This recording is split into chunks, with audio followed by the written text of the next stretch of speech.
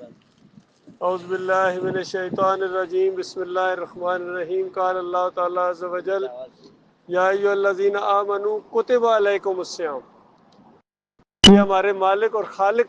کی بات ہے، اس کا کلام ہے، اور اس نے خطاب کیا ہے اپنے مومن بندوں کو۔ یا ایھا الذین آمنوا، اے وہ لوگو جو میرے اوپر ایمان لائے ہو، تمہارے اوپر یہ صوم فرض کیا گیا ہے جس طرح تم سے پہلے مومنوں کے اوپر فرض کیا گیا تھا، تاکہ تم تقوی والے بنو، یعنی تم پرہیزگار بنو، تمہیں اللہ کی فرمانبرداری کا طریقہ آئے، اور پھر تمہیں پتہ چلے کہ یہ دنیا بنائی اسی وجہ سے گئی ہے، تمہیں پیدا اسی لیے کیا گیا ہے کہ اپنے مالک اور خالق کو نہ بھولو، اور پھر تمہارے رب کا جب حکم آ جائے تو جس طرح کا بھی حکم آ جائے، عام روٹین میں پورا سال پورا دن کھاتے پیتے ہو، لیکن اللہ کا حکم آ گیا اس مہینے نہیں کھانا ہے، تو مومن ہے اپنے مالک اور خالق کی فرمانبرداری کرتا ہے چاہے کوئی بھی نہ دیکھ رہا ہو، اور اس کا یہ یقین ہر روز بڑھتا ہے۔ یہ چیز اللہ تعالیٰ گویا آپ کی بیٹری چارج کرنا چاہتا ہے، اللہ کی فرمانبرداری والی جو بیٹری ہوتی ہے، تاکہ وہ خوب چارج ہو، کہ اللہ جس چیز سے منع کرے اسے رک جاؤ، اللہ جس چیز کا حکم دے بس دوڑ پڑو اس کی طرف۔ اس انداز سے آپ کا یہ ذہن بنا رہا ہے اللہ تعالیٰ اس رمضان کے مہینے کے اندر۔ اور مالک فرماتا ہے جو اس طریقے سے یہ رمضان کے مہینے کے روزے رکھے گا ایمان اور احتساب کے ساتھ، اس کے پچھلے تمام گناہ معاف کر دیے جائیں گے۔ اندازہ لگائی جب اس کا دل اس طرح اللہ کی طرف جھک گیا ہے، اللہ کی فرمانبرداری، پچھلے گناہوں سے معافی، سب کچھ وہ اس کا تازہ ہو گیا ہے، تو اللہ تعالیٰ اس کے پچھلے تمام گناہ معاف کر دیتا ہے۔ پھر رات کو جو صلوات پڑھی جاتی ہے، تراویح جسے کہتے ہیں، یعنی عام روٹین سے فرض سے ہٹ کر مزید پڑھی جاتی ہے اللہ کو خوش کرنے کے لیے، تو نبی علیہ السلام نے فرمایا من قام رمضان ایمانا و احتسابا غفرت لہ ما تقدم من ذنبہ، جس نے یہ قیام اللیل کیا ایمان اور احتساب کے ساتھ۔ آپ غور کیا اس بات کے اوپر، ہر جگہ ایمان کی بات ہو رہی ہے، ایمان ایمان ایمان، اس کے پچھلے گناہ معاف کر دیے جاتے ہیں۔ پھر لیلۃ القدر آئے گی آخری ہفتے میں، آخری 10 دنوں میں، آخری عشرے میں، ایک رات ایسی ہے 1000 مہینوں کی عبادت سے بہتر، اس کے بارے میں بھی نبی علیہ السلام نے فرمایا من قام لیلۃ القدر ایمان و احتساب، جو لیلۃ القدر کو عبادت کی جس نے اللہ کی کھڑا ہوا، اگر اس نے وہ پا لی ایمان و احتساب، ایمان کے ساتھ اور احتساب کرتے ہوئے، اللہ سے اجر کی امید رکھتے ہوئے، غفر اللہ ما تقدم من ذنبہ، اس کے پچھلے تمام گناہ معاف کر دیے جاتے ہیں۔ اللہ کے بندوں غور کرو کتنی خوشخبریاں ہیں، لیکن مسئلہ یہ ہے کہ جو اصل مسئلہ ہے ادھر لوگ توجہ نہیں دیتے ہیں۔ ایمان ایمان اصل مسئلہ ہے، امت کا ایمان نہیں ہے، کہتے ہیں مال خراب ہے، مال تو خراب ہے ہی، وہ تو مان رہے ہو نا، ایمان تو مان نہیں رہے ہو۔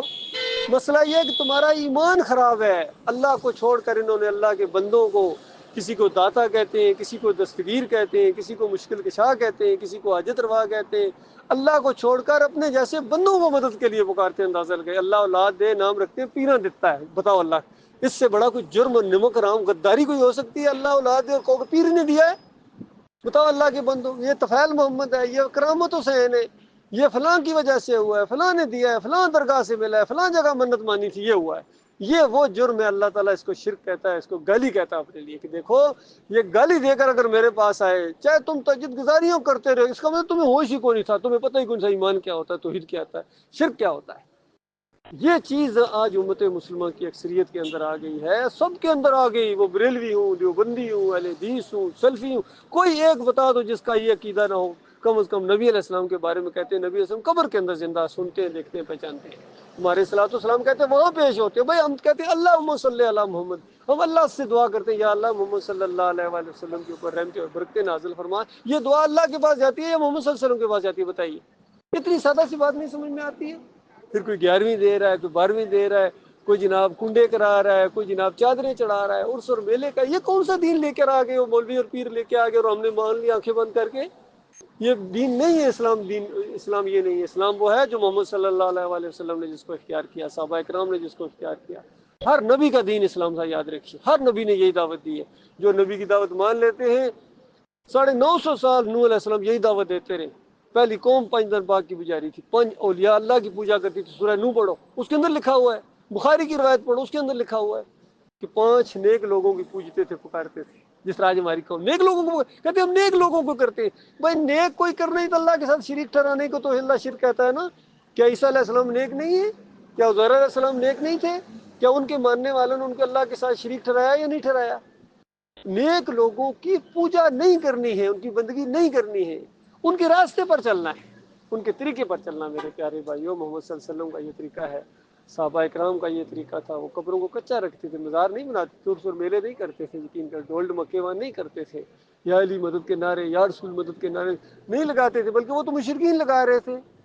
مکہ کے جو کافر تھے وہ لگاتے تھے، یا ابراہیم کس نے، یا اسماعیل کس نے، اور یہی جھگڑا تھا ان کے درمیان، یہی جھگڑا تھا۔ یہی جھگڑا پھر کھڑا ہو گیا اس امت کے اندر۔ جب تک یہ مسئلہ حل نہیں ہوگا، نہ روزہ قبول ہے،